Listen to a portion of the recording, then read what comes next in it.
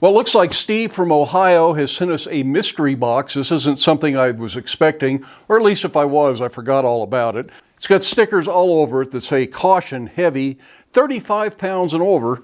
If I look over here, the actual shipping weight, it's 53 pounds, 15 ounces. So 54 pounds of something in here that really beat this box to death on the way cross country. So let's open it up and see what Steve sent. I think I'm just going to take the entire top off of this box instead of trying to dump whatever it is out the side. Some really grubby bubble wrap. And it looks like he sent some really nice duct tape. That's the heaviest duct tape I've ever seen.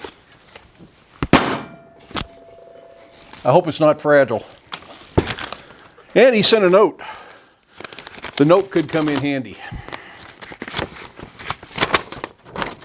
I hope this finds you well. I've been watching your videos for some time now and want to thank you for inspiring me to finally build a forge and start beating on some metal. Enclosed is some metal from a broken industrial jackhammer bit. That's a jackhammer bit? Holy cow. Hopefully you can find it useful for tooling or some other use. When he says industrial, he means industrial. Because this looks like it's just huge stuff. I'm gonna have to get the duct tape off. That'll smell good in the forge though. So what have we actually got here? These are some rounds that are about 12 inches long and 3 inches round. Great stuff for making hammers out of if it's good solid steel. And if it was a jackhammer bit, it probably was. A lot of those things are some kind of S-series steel. I don't think any of the ones I've ever used were S7, but this is a completely different animal, so it's hard to say what it might be.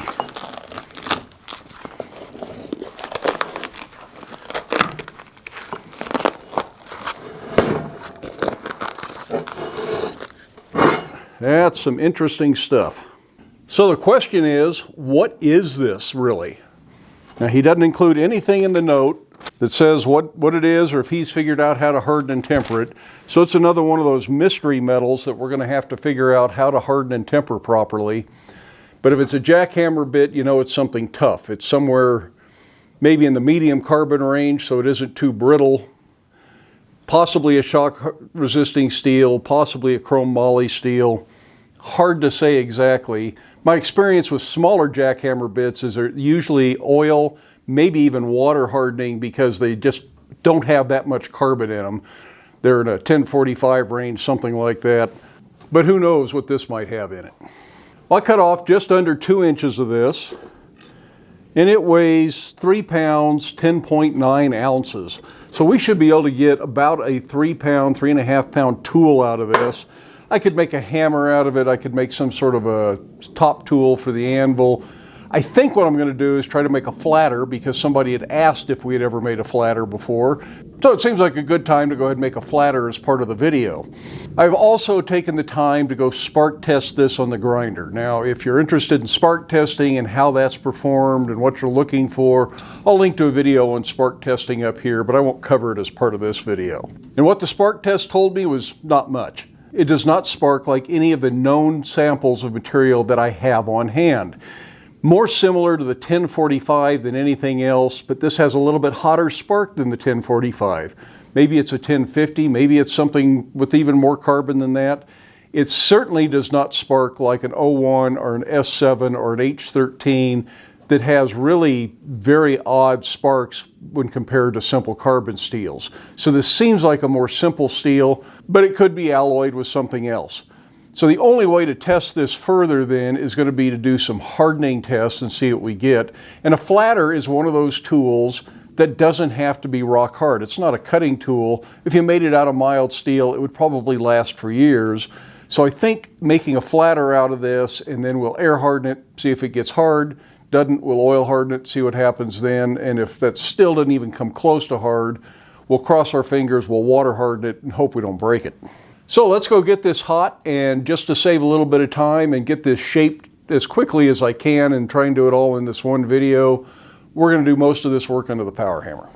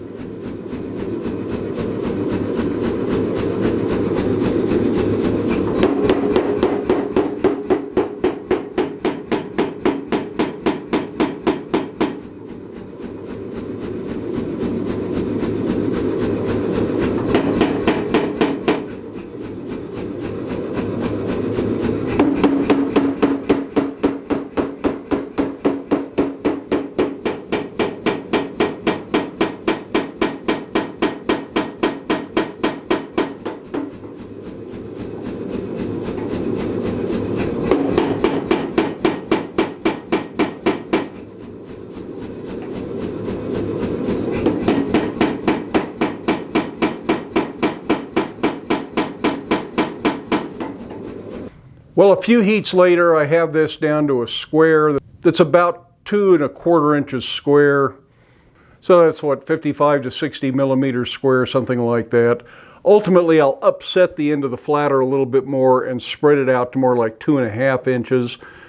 But now it's time to draw the body out, the part that'll get the eye of the flatter. People often ask, why don't I do some of this stuff under the hydraulic press? Mostly because I think the power hammer is way more fun. But the hydraulic press is right here, so I'm going to fuller in right behind where I want the flat section of the flatter to be and prepare it for drawing out, and we'll do that at the hydraulic press.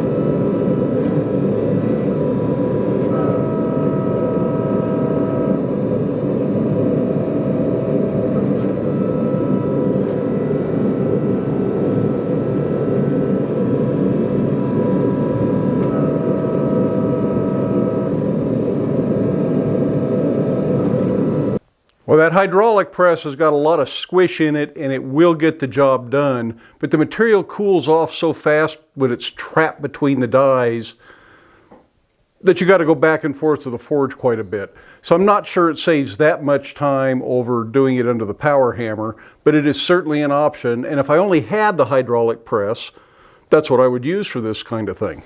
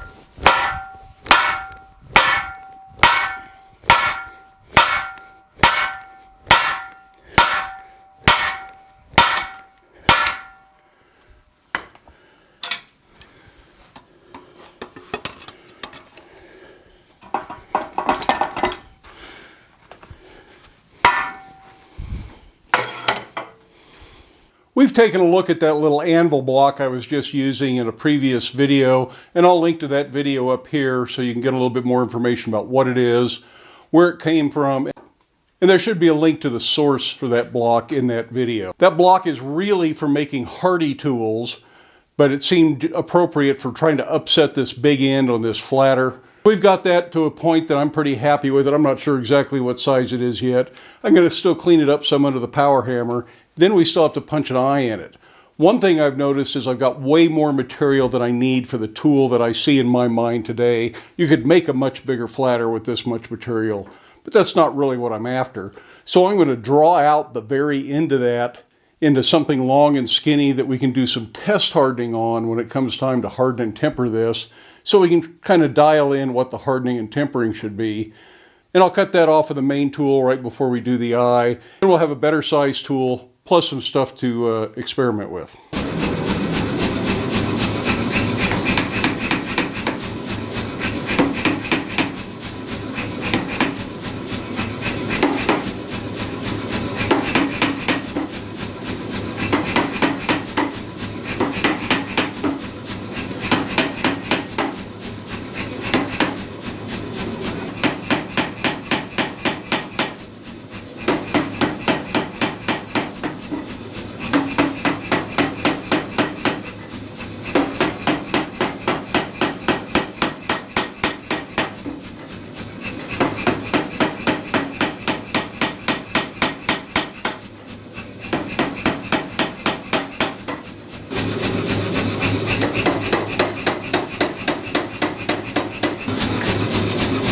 Using a round punch.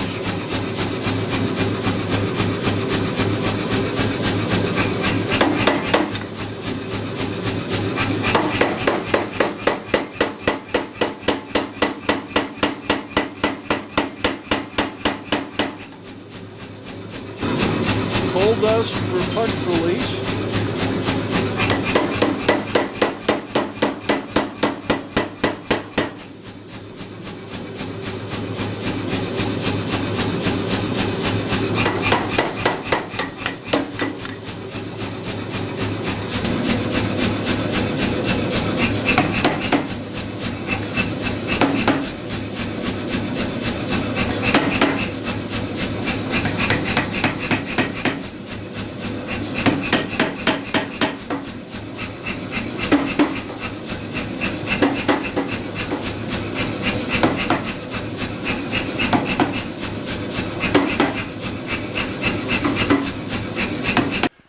Well, we got that a little crooked, but nothing we can't fix.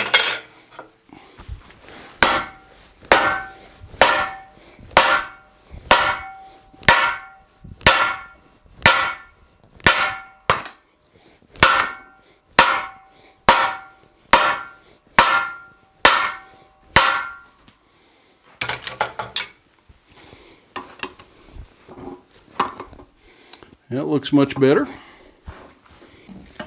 Well, we have another small issue here. And that is I can't drift over my hardy hole because the face of the flatter's in the way.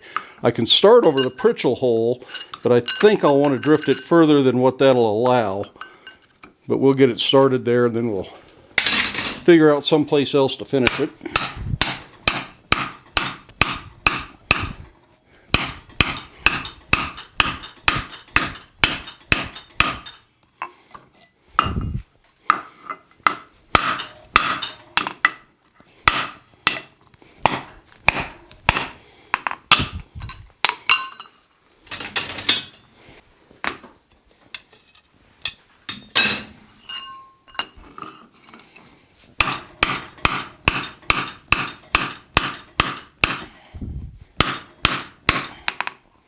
Yep, that's as far as I can go there.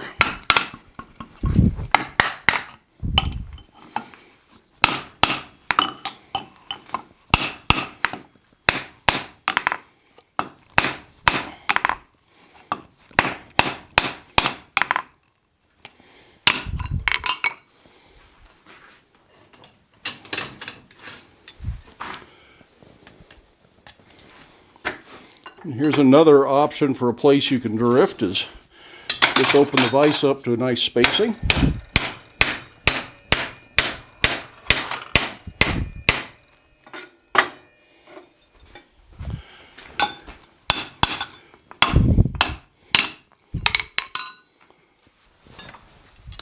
So that's all the forging I'm going to do to this, I think. I think everything else will be a stock removal process. Well, that was a fun little project. I think the flatter is going to come out just fine. It's going to be a good, useful tool. If you hadn't noticed, I've never made a flatter like this before. I've made them for under the power hammer, but never made the traditional style flatter. I bought one used years ago, and it has served just fine. But it was fun to make one, and I'm sure it will get plenty of use in my shop. I still have no idea what this material is. We're going to do some hardness testing on it in the next video. We're going to try and figure it out. I did take the piece that I cut off the struck into the flatter, let it air cool, and it files with difficulty. It's not glass hard. It's not as hard as I would like for most tools, but it is harder than mild steel or harder than annealed tool steel. It should be easier to file than that. So it's somewhat hard air cooling, which means oil hardening, it may be more than hard enough, but we're going to test that out in the next video. We'll see what it needs to do to harden. And maybe we'll come up with a fairly good idea of what general range this steel is. It was easy to forge. It forged just fine. Wasn't at all like forging S7 or 4140 or 01 or any of those things that have a bunch of alloys in them that make it much tougher to forge. So thank you, Steve, for sending the steel. I think we're going to get a lot of good tools out of it. Based on how much I actually ended up using for this other tool, I'll bet there's at least 15 tools in these two pieces of steel. We should end up with some great stuff. Once we've tested it, figure out exactly how to harden and temper it, we'll probably see this in several upcoming videos. In fact, we've got some other steel some viewers have sent. Maybe we'll do some videos and use some of that. And I'll make myself a nice set of fullers and swedges and things like that, because I've got a real hodgepodge right now that doesn't all match. Anyway, I hope you enjoyed the video. Give it a thumbs up if you did. If you haven't done so already, I would love it if you hit that subscribe button. Feel free to stick around, watch a few of the other videos, share the videos with your friends, but then by all means, make time in your day to get out to your shop, make something, but stay safe, wear your safety glasses, and we'll see you for the next one.